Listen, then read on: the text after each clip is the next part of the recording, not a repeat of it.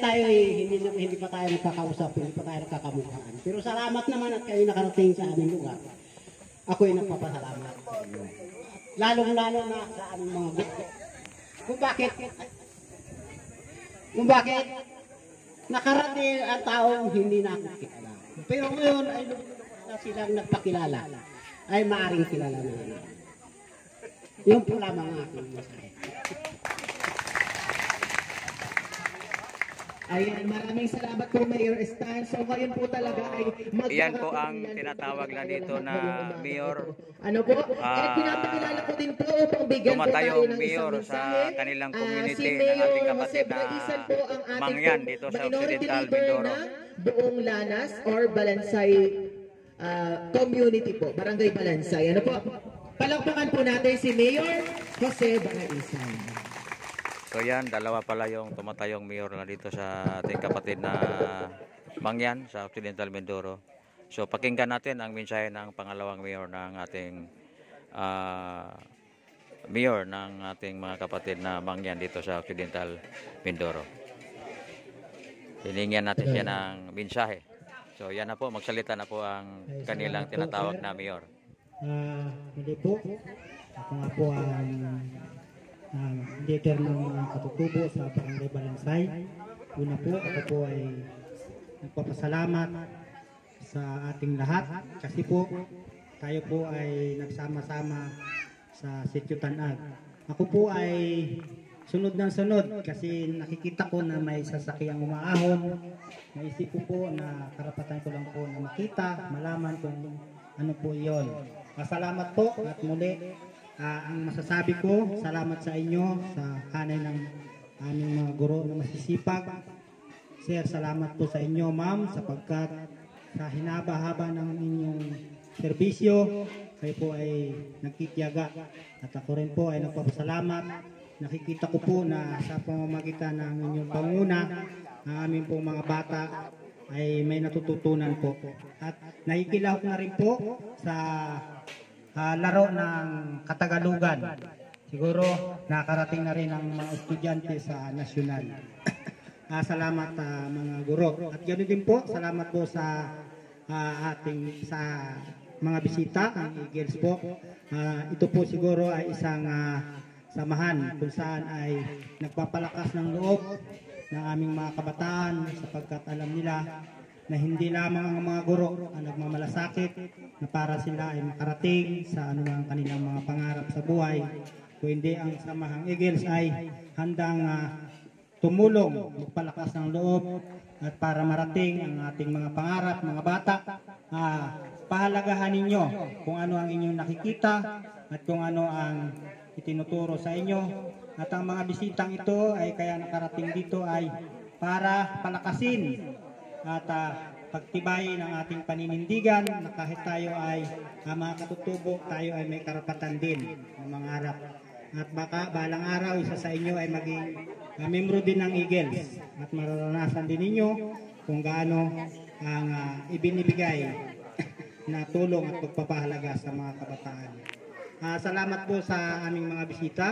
Sa amin po, talaga pong kayo ay bigay ng may kapal para po makita ninyo ang aming pong kalagayan. At maraming salamat po sapagkat binigyan po ninyo kami ng oras at panahon. At kami naman po ay bilang narito din po, handa rin po kaming makinig na inyong pong balita at sasabihin po sa amin. Muli po, magandang umaga po sa ating lahat. Tuloy na po tayo. Ayan, maraming salamat po. Muli po yan ang ating napakasipag Mayor Jose Braisan. And syempre po, hingi din po tayo ng mensahe mula po sa ating mga bisita, okay? Ang kuya ng mga agila, ang kuya nating lahat, inaanyayahan ko pong lahat, si Kuya Gabo. Palakpakan po natin.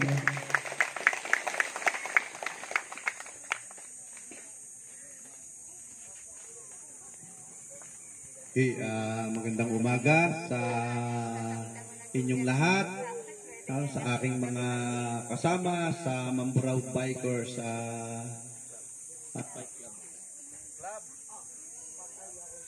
salamat at sa kay Sir MJ, sa aking mga constituent, ang aking regional secretary, si Kuya Doc Omar, si Kuya Egay, ang Chief of Staff, ang presidente ng Elite, si Kuya Polo, ang ating presidente ng NAIC, si Kuya Elorde, ang ating presidente ng Highland Lady Eagles Club, si Kuya, si Ate Doc, at Mamburao President, si Kuya Roderick Cariela. Ayan.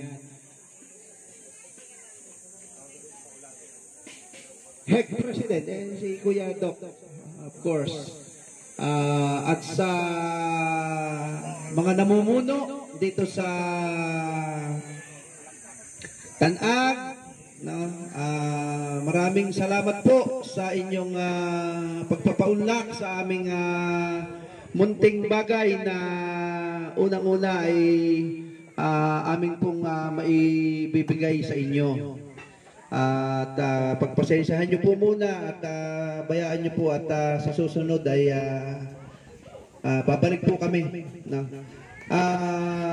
Malaking ano po sa amin, malaking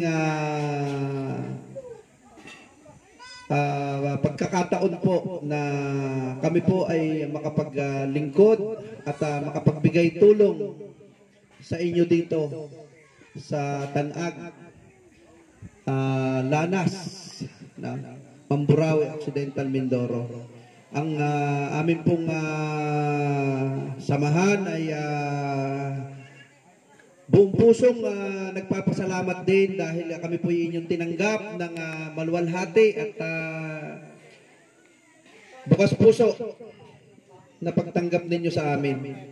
At ganoon din naman po, kami naman po ay bukas puso rin pong maglilingkod at sa abot ng aming mga makakaya ay kami po ay handang magbigay tulong at suporta sa lalong-lalo na sa mga estudyante. No, dahil naniniwala rin po kami na ang ating po mga kabataan, yan po ay kung ating mabibigyan ng tamang aral, tamang dunong, tamang turo, sila po yung magbibigay ng pag-unlad sa ating komunidad. Kaya sa mga bata, bantayan niyo po yung pagbalik namin sa June. At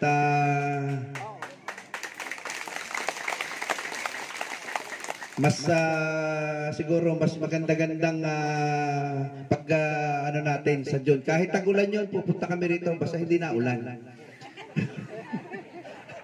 Basta tila. Basta tila. Di kayo, puno ang ilog ng tubig. Pagka kami pumunta rito at puno ng tubig ang ilog, kundi bangkaan dalhin. Ayun, yun lamang po at atin na pong sisimulan yung ating programa kung atin pong mga dapat gawin. Maraming salamat po at mabuhay po kayong lahat at mabuhay ang Agila. Maraming salamat po. Yan po ang mensahe ng ating governor ng CCR6, si Kuya Gabo. So malapit na pong mag-umpisa. So ayan, may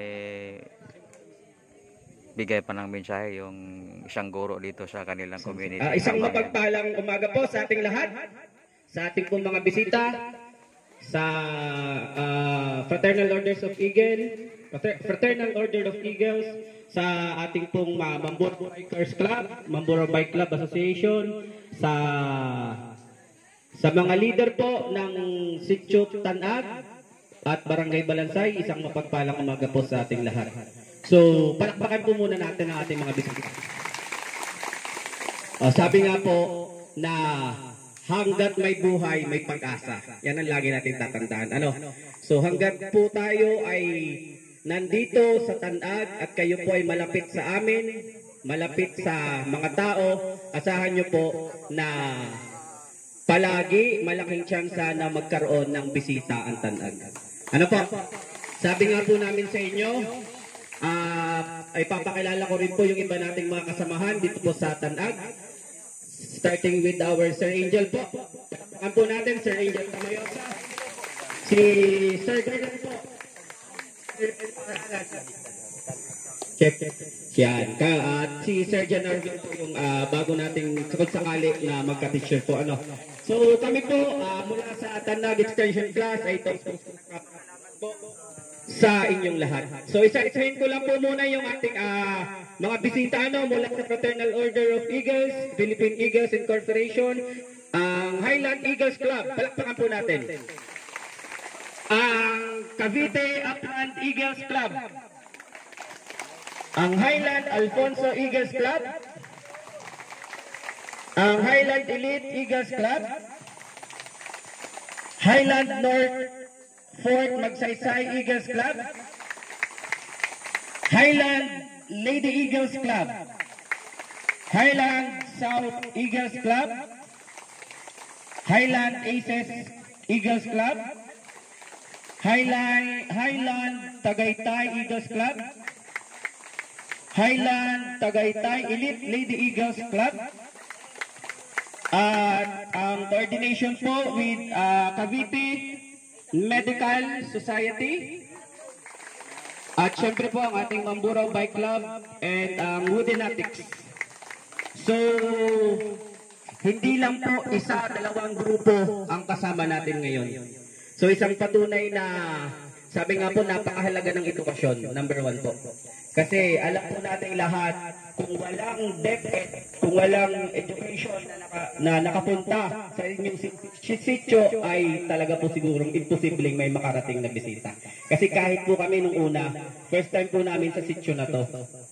So, doon po natin napatunayan agad na napakahalaga pala talaga ng edukasyon. Ano po? Kaya po sa mga bata po natin dito, sana naman po ay patuloy yung pag-aaral na gagawin natin. Kasi balang araw po magkakaroon na tayo ng grade 6 dito.